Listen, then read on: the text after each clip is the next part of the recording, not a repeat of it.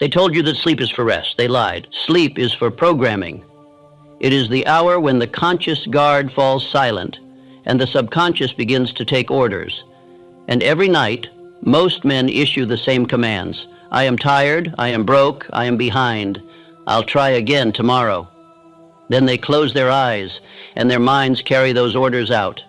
You wake up poor not because money has left you, but because your thoughts have. You wake up defeated because the words you fell asleep repeating became the blueprint your subconscious built while you slept. But there is another way, another dimension of sleep, where you do not escape life, but recreate it. The wealthy, the powerful, the definite have always known it. They never go to bed merely to rest.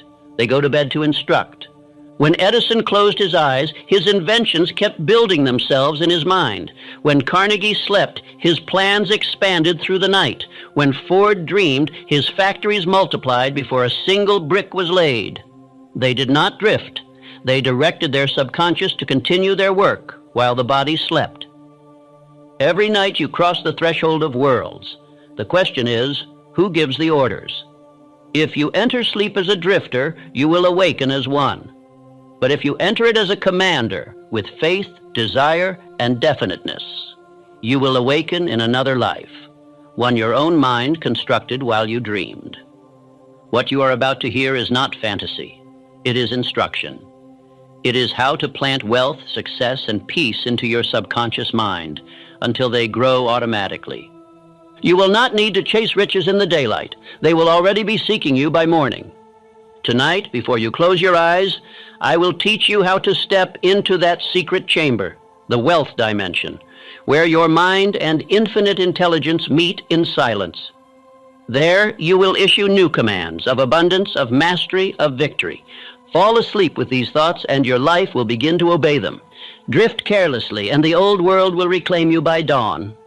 So tonight, do not merely go to bed, go to creation. Because if you listen well, you will not awaken to the same life you left. Night is not an intermission between days. It is the unseen half of creation. While the body sleeps, the mind continues to labor. The conscious guard retires, but the subconscious worker never closes his eyes. He obeys the last command you give him before sleep. You are programming your destiny every night, whether you know it or not. The question is, are you giving orders or are you drifting? Most men waste the night as they waste the day. They drag their bodies to bed filled with complaints, anxieties, and unfinished regrets. They rehearse the failures of the day in silence, calling them thoughts. They repeat the language of defeat until their subconscious accepts it as law. Then as they sleep, that law is carried out. They wake poorer not because opportunity has left them, but because their own minds have obeyed poverty's orders. But the man of purpose does not drift into sleep. He directs himself into it. He knows that the mind is not idle at night. It is building, repairing, arranging, and recording. It is the silent architect of tomorrow's circumstance. Therefore, he retires to bed as a general retires to headquarters, with intent, with direction, with command. He closes his eyes not in surrender, but in strategy. The subconscious mind is a worker without fatigue. It never sleeps, never rests, never argues. It takes the raw material of thought, molds it through imagination, and turns it into condition. Every idea impressed upon it with feeling becomes a blueprint for future reality. Every emotion you nurture before sleep is a seed cast into the soil of tomorrow. The subconscious will produce exactly what is planted, nothing more, nothing less. Understand this great law. The last dominant idea impressed upon your mind before sleep becomes the vibration that governs your next day's results. If you retire with gratitude, you awaken renewed. If you retire with resentment, you awaken exhausted. The quality of your nights determines the quality of your mornings, and the quality of your mornings decides the fate of your years. You are never off duty. The mind is always in service, to faith or to fear. When Thomas Edison faced problems that resisted reason, he did not force solutions.